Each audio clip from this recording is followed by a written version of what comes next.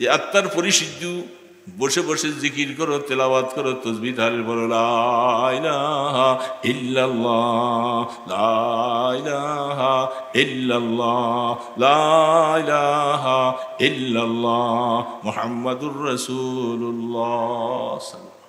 দোস্ত, এগুলার দ্বারা তাজকিয়ার একটা সোপন মাত্র, একটা আত্মা পরিষ্কার করার জন্য ঝাড়ু বানাইতে হয়, বাগান পরিষ্কার ঝাড়ু বানাইতে হয়, এগুলি করার জন্য সময়ও লাগে।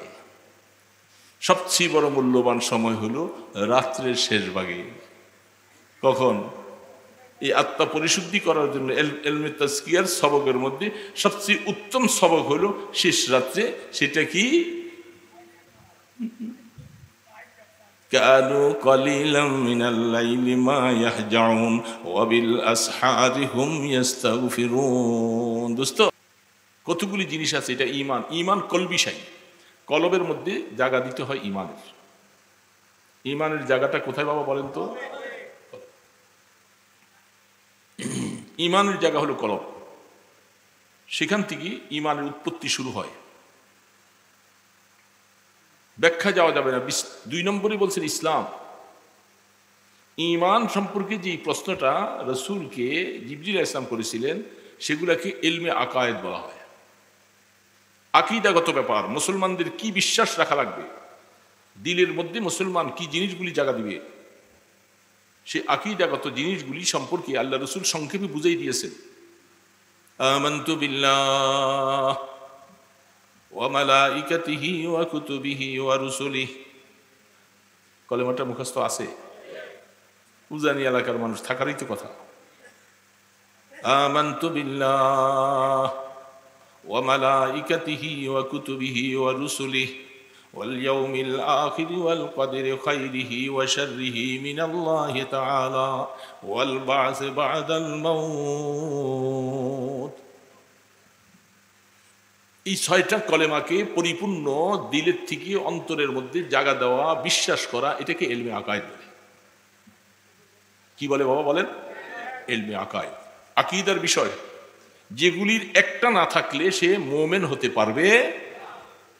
এতক্ষণ অনেক আওয়াজ দিয়েছেন, আমি শুনছি। আমাদের ফজল হিসাবের সাথে কিন্তু অনেক বড় বড় আওয়াজ দিয়েছে। এখন আমরা দূরের থেকে আসছি দেখে আমাদের সাথে উনসিয়ত কম, মহব্বত কম, এই জন্য আওয়াজও কম।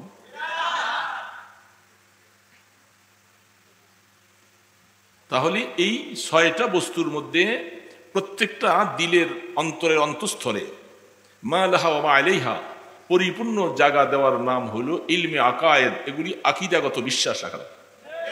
এগুলি বিশ্বাস না রাখলে, এই যে এখন কাদিয়ানীদেরকে অমুসলমান বলতে হয় কেন? এই ইলমে আকায়েদের মধ্যে এসে সমস্যা দাঁড়াচ্ছে।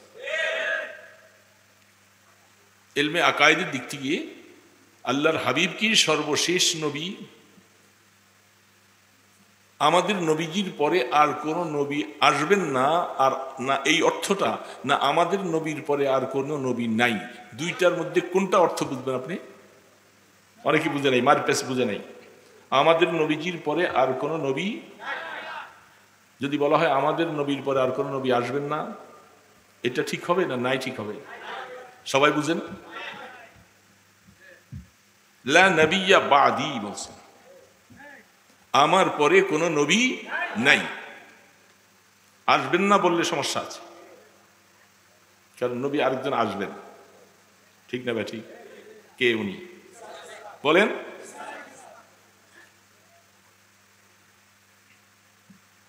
আরেকজন নবী আসবেন। বলে না কেন আসবেন? কি আসবেন না? উনি কে? হযরতে ঈসা আল্লাহ নবী। তাহলে যদি আমাদের পরে আর কোনো নবী আসবেন না বলেন, কথাটা সহি হবে না। এটা আল্লাহ রাব্বুল আলামিনের কথার সাথে রাসূলের হাদিসের সাথে সংঘর্ষ হয়ে যাবে। আল্লাহ পাক বলতেছেন, আমি আমার পয়গম্বর ঈসাকে আমি মৃত্যু দিব, ও রাফিউকা ইলাই, এবং তাকে আমি আমার আসমানে উঠাই নিয়েছি সসম্মানে। জিন্দানা মৃত্যু? বলেন জিন্দানা মৃত্যু? ঈসা আলাইহিস সালাম চতুর্থ আসমানে, সেইখানে জিন্দা অবস্থায় আছেন, কিন্তু তিনি আবার আসবেন। আসার উপরে আপনাদের বিশ্বাস আছে? সকলের? যদি বিশ্বাস না থাকে, ইমানদার, খুব ভালো করে। তাহলে নবী আসবেন, আনা খাতামুন নাবিয়্যিন লা নাবিয়্যা বা'দি, আমি সর্বশেষ নবী, আমার পরে আর কোনো নবী নাই। তাহলে ঈসা আলাইহিস সালাম আসবেন, যে উনি কেমন কথা হলো? হ্যাঁ, বুঝতে হবে, রাখেন, কথা শেষ হয় নাই। আসলে এটা বলার উদ্দেশ্য ছিল না, এই ইলমে আকায়েদের কথা বলতে যাইয়া এই কথাটা চলে আসছে হিসাবে বলতেছে। নবুয়তের মর্যাদা বেশি না উম্মতের মর্যাদা বেশি? সবাই বলেন আওয়াজ দিয়া। ভাইরা ওই কোনায় কোনায় বসছেন, বোঝা যায় না কথা? আমার সামনে খালি, কিন্তু ওই দিকে চলে গেছে, আরেক দিকে খাল কাটটা চলে গেছে, ওই দিক দিয়ে যেন মাছগুলি যাই যা ধরতে পারে। ওইখানে কি ফ্যানের বাতাস আছে নাকি? তাহলে সামনে আলোচকের সামনে থাকলে বরকত বেশি, দূরের থেকে বরক সামনে আসে না, ওনারা ওই দূরে ছিল। দেখবো এবার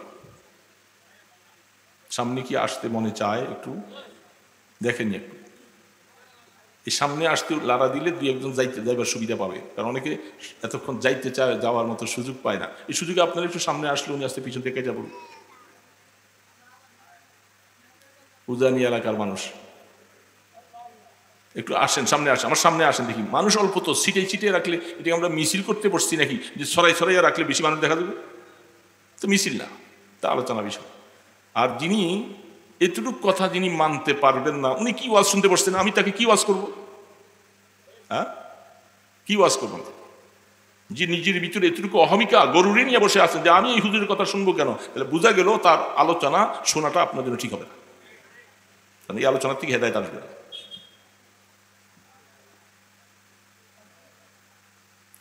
आगे तो निजर अवस्था की मिटाते हो, मिटा दो अपना हस्ती को, अगर कुछ मर्तबा चाहो कि दाना खाक में मिलकर गुले गुलजार बनती है। অনেক সময় দেখা যায় আপনারা তো অল্প মানুষ, বড় বড় মজলিসের মধ্যে পুরা মাঠ ছড়িয়ে আছে, ওইখানে চারজন, ওইখানে দুজন, ওইখানে তিনজন।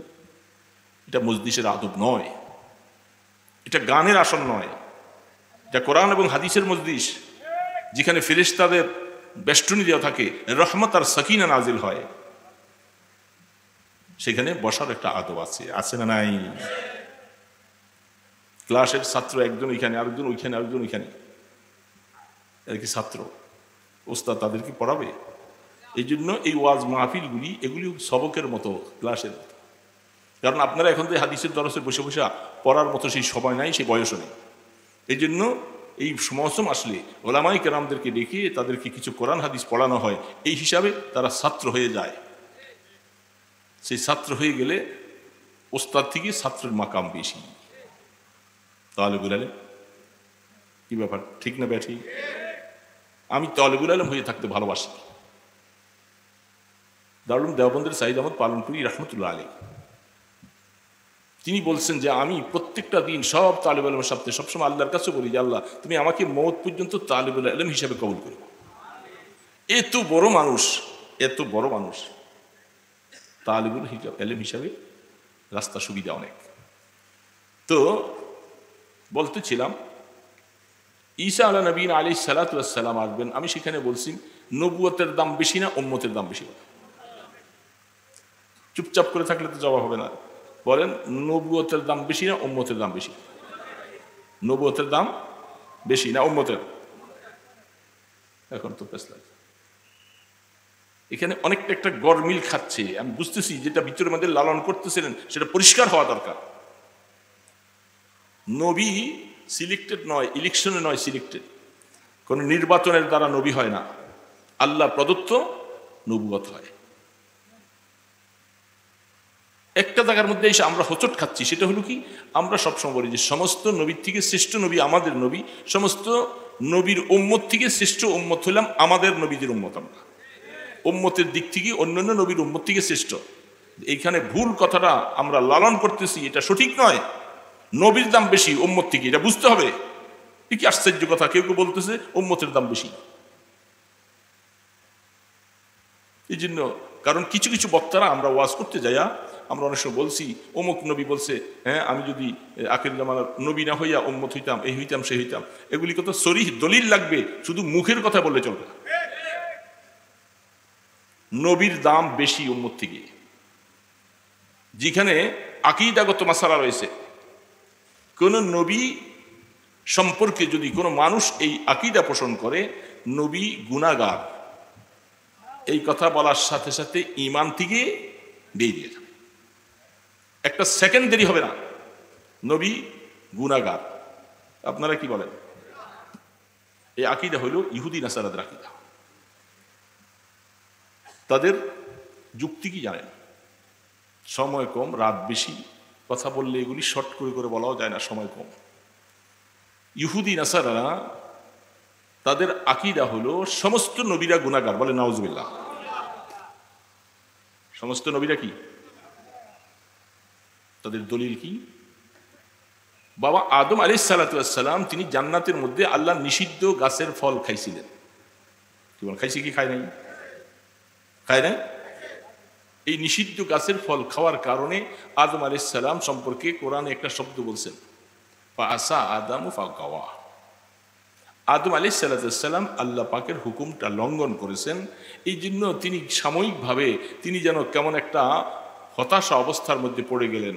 তো আদম আলাইহিস সালাতু ওয়াস সালাম আল্লাহর হুকুম অমান্য করলেন। তো আল্লাহ পাকের হুকুম অমান্য করলে এটাকে গুনাহ বলে। কি বলে? অল্প সময়ের জন্য কথাটা বুঝে নেন। যদি আল্লাহর হুকুমকে যদি কেউ অমান্য করে তাকে কি বলে? আল্লাহর হুকুম পালন করলে কি হয়? সওয়াব হয়। পালন করলে, না মানলে গুনাহ। তো আদম আলাইহিস সালাম তিনি কি মানছিলেন? বুঝে না কেন? মানছেন। তাইলে সেই দৃষ্টিকোণ থেকে তাদের কথা হলো আদম আলাইহিস সালাম তো গুনাহগার। কিছু সময়ের জন্য মাইনা নেন, কোরআন বুঝার জন্য, হাদিস বুঝার জন্য, তাহলে আদম আলাইহিস সালাম গুনাহগার। আদম আলাইহিস সালাম গুনাহগার থেকে মা হাওয়া, আদম আলাইহিস সালাম দুইজন, তারা স্বামী স্ত্রী। পৃথিবীতে যত নবী আর রসুল আসছেন ওই তাদের সন্তান এরা, না ভিন্ন কোনো সন্তান? আদম ইসলামের সন্তানের সিলসিলা না?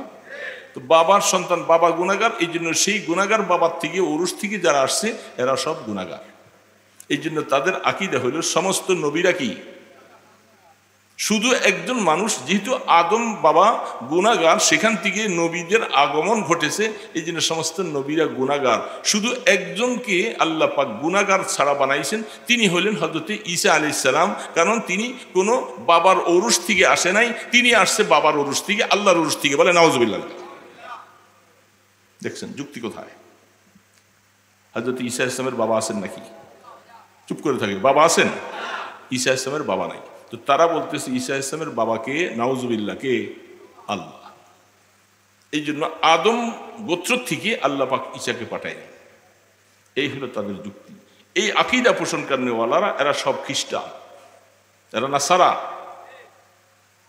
তাহলে সমস্ত নবীদের মর্যাদা সম্পর্কে আল্লাহ পাক বলেছেন আমার নবীরা সকলে মাসুম, বেগুনাহ।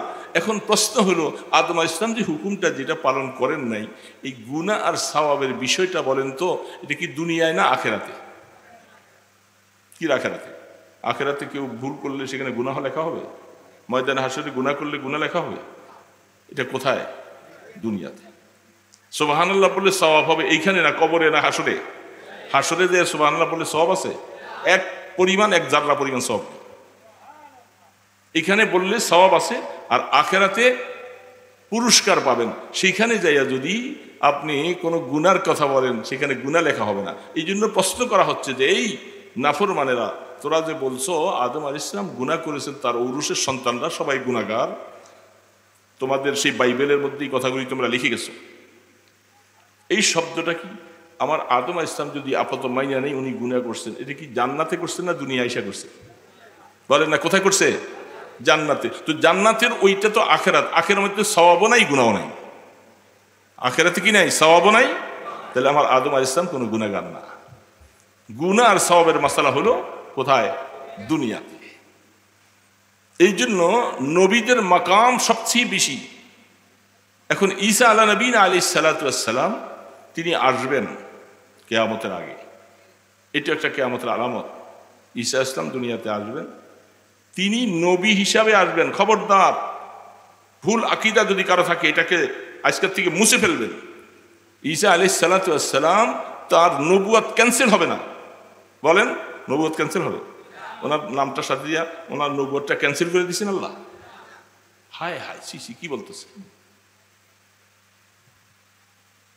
ঈসা আলা নবীনা আলাইহিস সালাম তিনি নবী, কাজ করবেন উম্মতে মুহাম্মাদিয়ার এই সমস্ত কাজগুলি উনি পরিচালনা করবেন। তার মানে তার নবুয়ত ক্যান্সেল হয়ে গেছে, এই কথা আকীদা পোষণ করলে তো গুনাহ হবে, ঈমান নষ্ট হয়ে যাবে।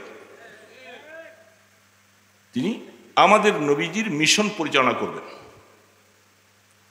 আমাদের রাসূল সাল্লাল্লাহু আলাইহি ওয়াসাল্লাম যে সমস্ত মিশন রেখে গেছেন এই মিশনগুলি বাস্তবায়ন করবেন। তাহলে এই মিশন বাস্তবায়ন করার দ্বারা ওনার নবুয়ত কি ক্যান্সেল? বলেন না সবাই, ক্যান্সেল। আর বলবেন কোনদিন নবুয়ত ক্যান্সেল হবে না, তিনি নবী হিসাবে থাকবেন। এখন উনি দুনিয়াতে আসবেন, তাকে আল্লাহ পাক পাঠাবেন। উনি আমাদের জন্য আসবেন না, উনি আসবেন ওনার নিজের কিছু কাজ বাকি আছে সেই কাজের জন্য। আহা, ওনার কাজ বাকি। দেখেন, আপনার বাবা অসুস্থ, বাবাকে চিকিৎসা করার জন্য একজন ভালো ডাক্তার আনলেন, উনি চিকিৎসা করে গেল, ওষুধ দিয়ে গেলেন, ওষুধ আনিয়া খাওয়াইলেন, রোগ সারে নেই। কিছুদিন যাওয়ার পরে আপনি আরেকজন ডাক্তার আনলেন, তিনি ওষুধ দিচ্ছেন, 1 মাস খাইলো, 15 দিন খাইলে ওষুধ ভালো না, আপনি তাকে বাদ দিয়ে আরেকজন আনলেন, একে একে 3-4 জন ডাক্তার আনলেন। সর্বশেষ একজন ডাক্তার আনলেন, সেই ডাক্তার আসার পরে যা ওষুধ দিয়েছেন, মেডিসিন দিয়েছেন, মাশাআল্লাহ এই ওষুধ খাওয়ার পরে আপনার বাবা মওত পর্যন্ত সুস্থ। এখন আপনি বলেন, সর্বশেষ ডাক্তার যিনি, তিনি উপরওয়ালাদের সবার তুলনায় উনি ভালো, ওনার প্রেসক্রিপশনটা ভালো। ঠিক আদম আলাইহিস সালাম থেকে নিয়ে আমাদের নবী ঈসা আলাইহিস সালাম পর্যন্ত যত নবী রাসূল আসছেন, তারা এক একটা জামানার জন্য, কিছু সময়ের জন্য, কিছু উম্মতের জন্য নবী ছিলেন। যখন তিনি চলে গেছেন তার নবুয়ত এইভাবে করে তার উম্মতেরা আবার পথভ্রষ্ট হয়ে গেছেন। আবার আরেকজন নবী আসছেন, তারাও আবার একসময় পথভ্রষ্ট হয়ে গেছেন। হতে হতে এক একজন ডাক্তার আইসা রুহের চিকিৎসা করলেন, পুরাপুরি উম্মতেরা সুস্থ হয় নাই, ভালো হয় নাই। সর্বশেষ ডাক্তার হিসাবে, রুহের চিকিৎসক হিসাবে আল্লাহ পাঠিয়েছেন মুহাম্মাদুর রাসূলুল্লাহ। ওনার চিকিৎসা কিয়ামত পর্যন্ত রোগী সুস্থ থাকবে। উনি শেষ ডাক্তার, রুহের ডাক্তার।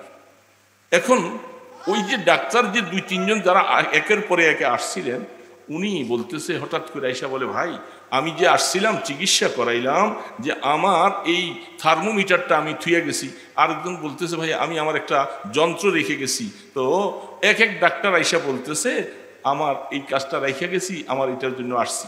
তাহলে ওনারা পরে যদি এক একটা নিজের প্রয়োজনের জন্য আসে, ওনারা এখন চিকিৎসার জন্য আসে নাই, আসছে কি জন্য? তার যন্ত্র মেশিন। তিনি তার যন্ত্র মেশিন নিবার জন্য আসছেন, তিনি চিকিৎসক হিসাবে এখন আর আসেন। ঠিক তদ্রূপ আদম আলাইহিস সালাম থেকে নিয়ে আমাদের নবীজি পর্যন্ত তিনি সর্বশ্রেষ্ঠ নবী, তার চিকিৎসাটা কিয়ামত পর্যন্ত উম্মতের জন্য চলবে। এখন আল্লাহ পাক বলেন, ঈসা আলাইহিস সালামকে আমি পাঠাবো, তার একটা প্রয়োজন এখনো জমিনে বাকি, সেটা হলো রাফিউকা ইলাই, আমি তোমাকে মুতাওয়াফিকা ওয়া রাফিউকা ইলাই। আল্লাহ পাক বলেন, আপনার একটা কাজ বাকি আছে, সেটা হলো মৃত্যু, মওত। আপনাকে আমি দুনিয়াতে পাঠাবো, আপনার মৃত্যুটা যেন কায়েম হয়ে যায়, প্রতিষ্ঠিত হয়ে যায়। আপনার নিজের কাজের জন্য আপনাকে পাঠাইছি, আমাদের কাজের জন্য নয়, অন্য কারো কাজের জন্য। ঈসা ইসলামের কি বাকি আছে? মৃত্যু বাকি আছে না? কোরআন বলতেছে, আমি বলি না। মুতাওয়াফিকা, আমি আপনাকে জমিনের মধ্যে আনাইয়া আপনাকে ওই সময় আমি মৃত্যু দান করব। আর বর্তমান অবস্থায় ওয়া রাফিউকা ইলাই, ফিলহাল আপনাকে আমি আসমানে উঠাই নিয়েছি সসম্মানে, আর সময় মতো আপনাকে পাঠাইয়া আপনাকে মৃত্যু দেওয়াবো। তো আপনি আসবেন আপনার নিজের কাজের জন্য। যন্ত্র রেখে গেছেন, ডাক্তার এই জন্য তার যন্ত্র নিতে আসছে, তিনি আর এখন চিকিৎসার জন্য আসে নাই। চিকিৎসার জন্য তো যথেষ্ট মুহাম্মদ রাসূলুল্লাহ। এর জন্য ঈসা আলাইহিস সালাম তিনি এই উম্মতের মাঝে আসবেন, উম্মতের কাজ করবেন, সব কিছু করবেন। কিন্তু তার নবুয়ত ক্যান্সেল হয় নাই। এটা বড় সাবধান কথা, কঠিন কথা। অনেক অনেক মানুষ এই কথা বলে তারা অনেক সময় নিজেরা ঈমান হারা হয়ে যাবে। নবীর নবুয়ত ক্যান্সেল করে দিয়ে আপনি ওনাকে উম্মতে ঢুকাইতেছেন, কি আশ্চর্য কথা। এই জন্য আল্লাহ রাব্বুল আলামিন শেষ নবী আমাদের নবীকে পাঠাইলেন। তিনি আয়েশা বলছেন যে আমার পরে আর কোনো নবী নাই, আমার পরে নবী আসবেন না। এই কথাটা যদি বলা হয় তাহলে কোরআনের সাথে সাংঘর্ষিক হয়। যেহেতু কি আসবেন, আমার পরে নবী আসবেন কে? ঈসা ইসলাম।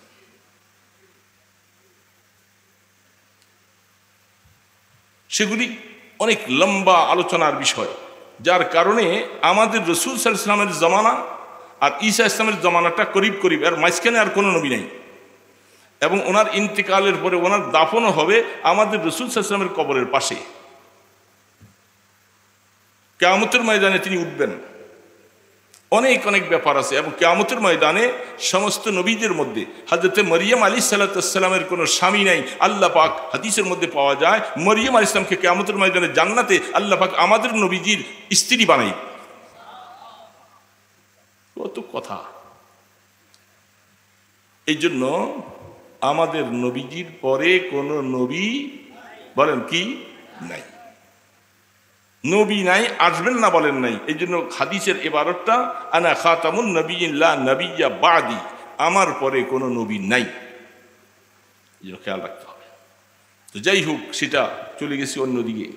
আকীদাগত ইলমে আকায়েদ আমাদের দরকার।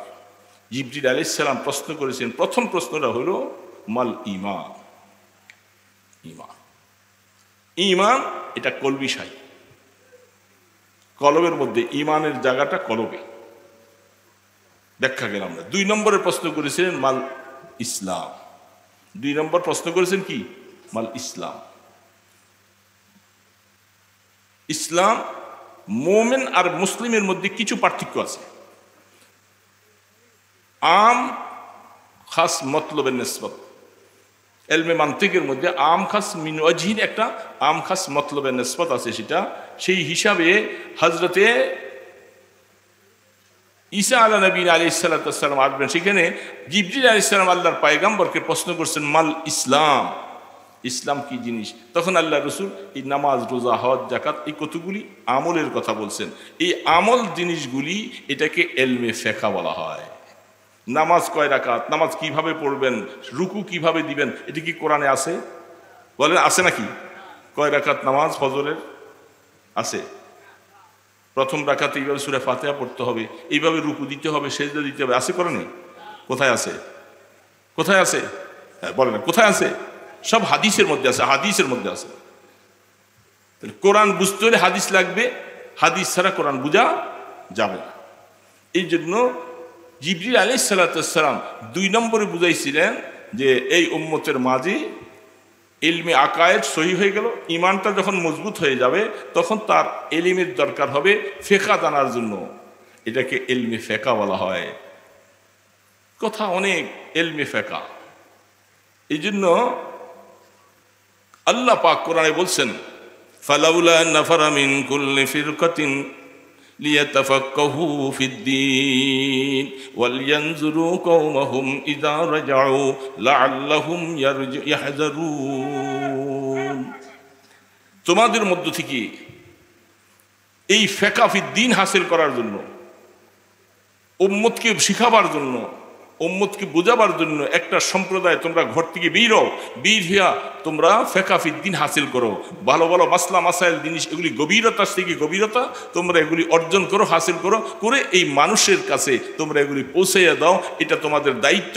এই জন্য জিবরিল আলাইহিস সালাতু ওয়াস সালাম 2 নম্বর প্রশ্ন করেছেন, ইলমে ফিকহ শিখিয়ে দিলেন। ইলমে ফিকহ উম্মতের জন্য জরুরি জিনিস। ইলমে আকায়েদ আর হলো ইলমে ফিকহ।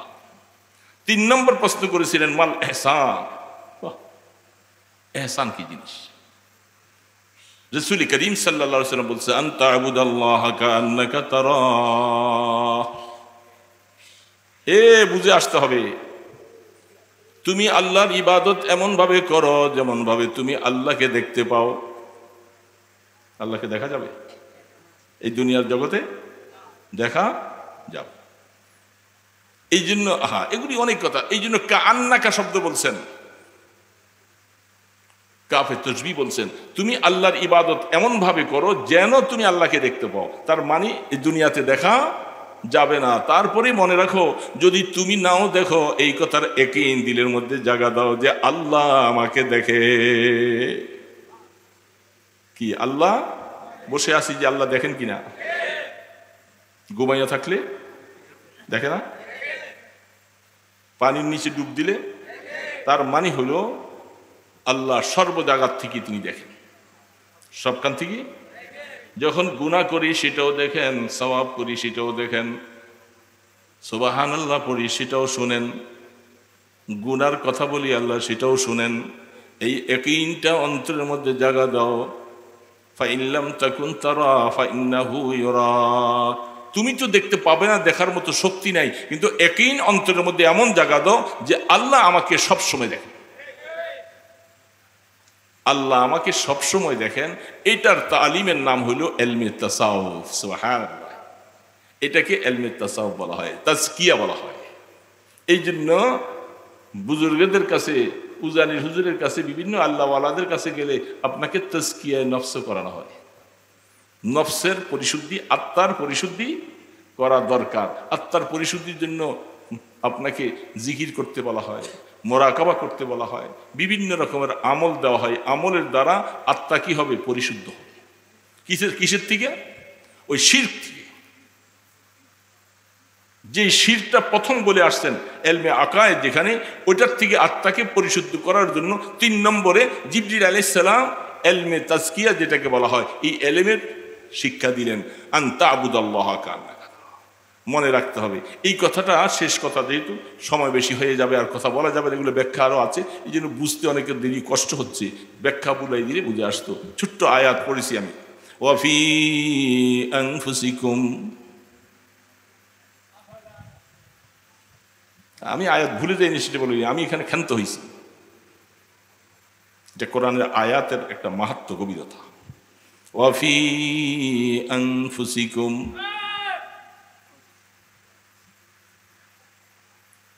তুমি তোমার নফসের প্রতি তাকাও, তোমার জাতের প্রতি তাকাও, মাথা থেকে পা পর্যন্ত সমস্ত অঙ্গ প্রত্যঙ্গর দিকে তাকাও, তুমি তোমার দিকে তাকাও। সেইখানে তাকাইলে কি হবে? আফালা তুবসিরুন, তোমার ভিতরে আমি আল্লাহ লুকাইতে আছি। যেদার দেখতা হো আদার তু হি তু হায়, जिधर देखता हूँ वदर तू ही तू है, इधर तू ही तू है, वदर तू ही तू है, हजर में शजर में तेरी रंग वो है, जिधर देखता हूँ वदर तू ही तू है। فأينما تولوا فثم وجه الله, বলার সময় নেই। ফাআইনামা তুআল্লু ফাসাম্মা ওয়াজহুল্লাহ, তুমি যেদিকে তাকাইবা সেদিকে আমি আল্লাহ। আমি সেইখানে যদি কেউ এই কথা বলে ইস্তাওয়া আলাল আরশ, যে আল্লাহ শুধু আরশের মধ্যে আছে, এই তাফসীরটা তাফসীরবিদ রায়, এটা শরীয়তে এই তাফসীর করা জায়েজ নেই। এই চুপ করো, কথা বলতে দাও। ফাআইনামা তুআল্লু ফাসাম্মা ওয়াজহুল্লাহ, যেদিকে তাকাইবা, যেদিকে চেহারা ফিরাইবা সেখানে আমি আসি। তো যদি আমি সেখানেই থাকি, তাহলে ওই আয়াতের অর্থ কি হবে? যে আয়াতের মধ্যে আল্লাহ পাক বলতেছেন ইস্তাওয়া আলাল আরশ, আল্লাহ পাক নাকি লামাযহাবিরা, যারা আহলে হাদিস নাম দেয়, তারা এই আয়াতের ভুল তাফসীর ব্যাখ্যা করে। তারা বলে আল্লাহ নাকি আরশের মধ্যে আসীন হয়ে আছেন, অন্য জায়গায় আল্লাহ নাই। বলে নাউযুবিল্লাহি মিন যালিক। এটা অত্যন্ত তাফসীরবিদ রায় ভুল ব্যাখ্যা। কোরআনের মধ্যে অনেকগুলি এমন আয়াত আছে যেগুলোকে আয়াতে মুতাশাবিহাত বলা হয়, এগুলার অর্থ আল্লাহ ছাড়া আর কেউ জানে না। আছে না নাই? আলিফ লাম মিম অর্থ কি বলেন? প্রত্যেক তাফসীর কারকরা বলছেন আল্লাহু আ'লামু বিমুরাদিহি, এটার অর্থ আল্লাহ ছাড়া কেউ জানে না। যেগুলি যারা এটার অর্থ জানবার জন্য পেরেশানি করে, আল্লাহ পাক বলেন যাইগুল কুলুব, আমি আল্লাহ তাদের দিলটাকে বাঁকা করে দিব। কারণ এগুলো জানার জন্য তোমাকে দেইনি আমি, তুমি শুধু বিশ্বাস করো। ঠিক ইস্তাওয়া আলাল আরশ, আল্লাহ পাক আরশের মধ্যে আসীন হয়ে আছেন, এটাও সেই আয়াতে মুতাশাবিহাত। এটার অর্থ তুমি বুঝবা না আল্লাহ কিভাবে আসীন আছেন, কি অবস্থায় আছেন, তাহলে ওই আয়াতের সাথে সাংঘর্ষিক হবে যে ফাআইনামা তুওয়াল্লু ফাসাম্মা ওয়াজহুল্লাহ, যেদিকে তাকাইবা সেদিকে আল্লাহকে দেখা যাবে। তাহলে শুধু আরশের মধ্যে থাকলে সর্ব জায়গায় আল্লাহকে কেমনে দেখবে? তাহলে আয়াতের সাথে সাংঘর্ষিক হয়, এই জন্য বুঝে আসতে হবে। আল্লাহ রাব্বুল আলামিন তিনি বলতেছেন ওয়াফি আনফুসিকুম আফালা তুবসিরুন, আমাকে দেখো না, দেখো না আমাকে। আরে তুমি দেখবা কেমন করে?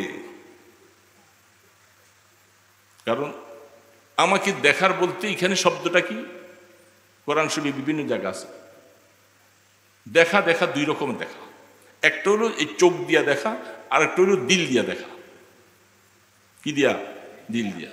আপনি এখানে বসে আছেন, আপনার বাড়ির অনেক কিছু আপনি এখন দেখেন, বলেন তো কি বলেন, দেখেন কি দেখেন না? এখান থেকে বসে বসে একটু কি করলে, ফিকির করলে আপনি ঘরের দরজাটা অনেক দিক দিয়া, টয়লেটটা এখান দিয়া, এগুলি আপনি দেখেন কি না? কিসের দ্বারা? দিলের দ্বারা, অন্তর দ্বারা। এই জন্য কোরআন শরীফে আল্লাহ পাক বলছেন কিছু কিছু লোকদের কথা, তারা আমার কোরআন বুঝে না, এটা বুঝে না, সেটা বুঝে না, তার মানে তাদের অন্তর্দৃষ্টি নাই, তারা অন্তর্দিক দিয়ে বোকা। এই জন্য আয়াতটা বোঝা লাগবে। আল্লাহ পাক বলে ওয়াফি আনফুসিকুম, তোমাদের নফসের ভিতরে তুমি তাকাও, এই চক্ষুটার প্রতি খেয়াল করো, কানটার প্রতি খেয়াল করো, দিলটার প্রতি খেয়াল করো, আঙ্গুলগুলার সাজানোর প্রতি খেয়াল করো। কিভাবে কিভাবে আমি আল্লাহ চোখের পুতুরি বানিয়েছি, কি করে জিহ্বাটা বসাইছি, কি করে কিডনিগুলি ফিট করেছি, কি করে তোমার চোখ দুইটা বসাইছি, কি করে তোমার মাথাটাকে এভাবে বানাইছি, কানগুলাকে কিভাবে বানাইছি, এগুলি সব কিছু আমার আল্লাহর আয়াত, আমার নিশানি। ওয়াফি আনফুসিকুম আফালা তুবসিরুন, আমি আল্লাহ তোমার ভিতরে লুকাই আছি, আমাকে দেখতে মনে চায়, তুমি আমার এগুলার প্রতি তাকাও। তুমি এই আঙ্গুলগুলি যদি আমি এক সমান বানাইতাম, ভাতের লোকমা উঠতো না। প্রত্যেকটা আঙ্গুল যদি সমান করে দিতেন, ভাতের লোকমা উঠবে না। একটা লম্বা, একটা উঁচা, একটা খাটো করে দিয়েছে, লোকমাটা দেন কি সুন্দর করে গোল হয়ে যায়, দেখছেন? এই জগতের মানুষেরা, আমার আল্লাহ পাকের কুদরতের প্রতি তাকাও না। দেখেন না, বহুত বড় টাকা পয়সা খরচ করে লেখাপড়া করলেন, দলিল রেজিস্ট্রির সময় টিপ দিতে হয় কেন? এত টাকা পয়সা খরচ করে লেখাপড়া পড়াইছে বাবা, এই টিপ দেওয়ার লেগে হাতের মধ্যে কালি দিয়া রেজিস্ট্রি অফিসে অনেক দিন আসছি, আমাদের রেজিস্ট্রি অফিস তো এটাই। আইসা আরে বাবা চলে যাওয়ার দিয়ে এটার মধ্যে লাগাইয়া কালিটা এমনভাবে লাগাইয়া টিপ দেওয়ার পরে এটা মুছতে অনেক সময় অনেক কিছু লাগে, ওয়ালটার মধ্যে মুচা মুচা কালি দিয়ে ভরে ফেলছে, দেখছেন না? এত লেখাপড়া শিখার পরে টিপ দিতে হবে কেন? যারা বৈজ্ঞানিক, তারা এগুলা নিয়ে গবেষণা করতে করতে নক্তা বাতালুকু দুনিয়াতে আল্লাহ পাঠিয়ে দেওয়ার পরে দেখছে দুনিয়াতে মানুষের সবকিছু নকল হতে পারে, এই একজনের হাতের টিপের এই করগুলির সাথে আরেকজনের হাতের টিপ কিয়ামত পর্যন্ত মিলবে না। ওয়াফি আনফুসিকুম আফালা তুবসিরুন, আমাকে দেখো না, বুঝো না এখন আমাকে? আমার গোলামি বাদ দিয়া কোন দিকে চলছ? আমাকে সেজদা দিতে ভালো লাগে না, আমাকে ডাকতে ভালো লাগে না, আমি আল্লাহ পাকের কথা তোমার কাছে ভালো লাগে না। তুমি তাকাও, আমি তোমার ভিতরে লুকাই আছি। ওয়াফি আনফুসিকুম আফালা তুবসিরুন।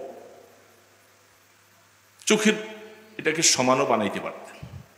প্রত্যেক মানুষের চোখগুলি অটোমেটিক ভিতরে একটু গর্তের মতো আছে, গর্তের মতো না? উপরে এই পারে একটা চাপাটি, ওইখানে আরেকটা হাড্ডি, দুই দিকে দুইটা হাড্ডি শক্ত, শক্ত না নরম?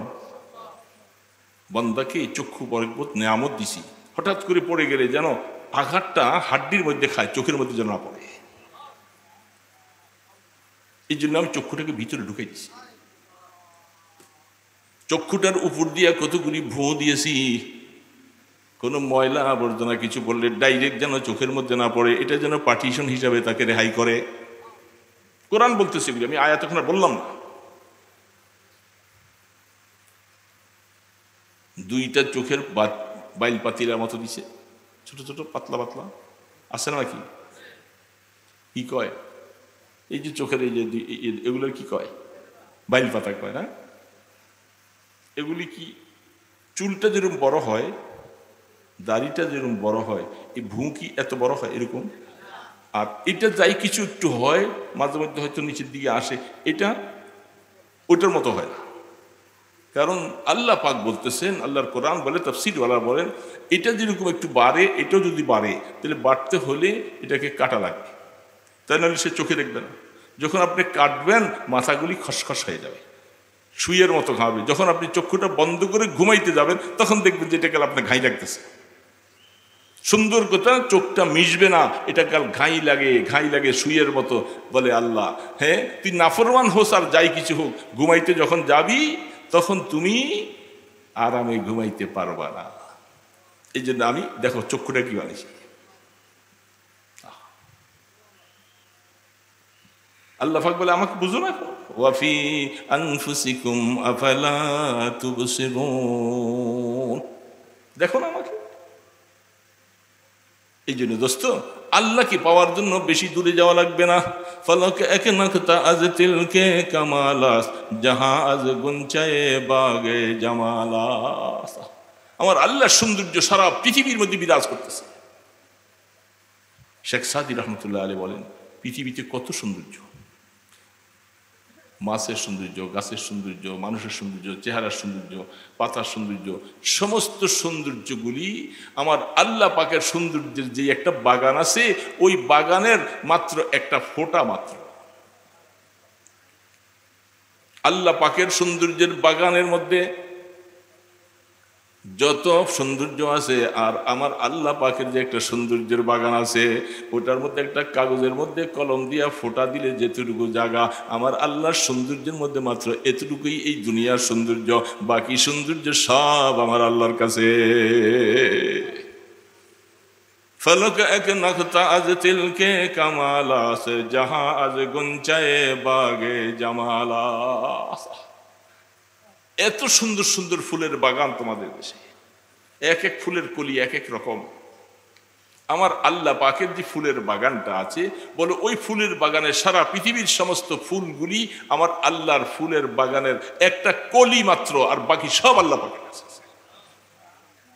ওয়াফি আনফুসিকুম আফালা তুবসিরুন, দেখো না আমাকে, বুঝো না এখনো? এই জন্যই বান্দা জিবরিল আলাইহিস সালাম তিনটা প্রশ্ন করলেন, কথাটা বলে শেষ করে দিচ্ছি। মাল ঈমান, ওয়ামাল ইসলাম, 3 নম্বরে ওয়ামাল ইহসান। এই তিনটার সমষ্টিগত পুরা দিন। ইলমে আকায়েদ লাগবে, ইলমে ফিকহ লাগবে, ইলমে তাজকিয়া লাগবে।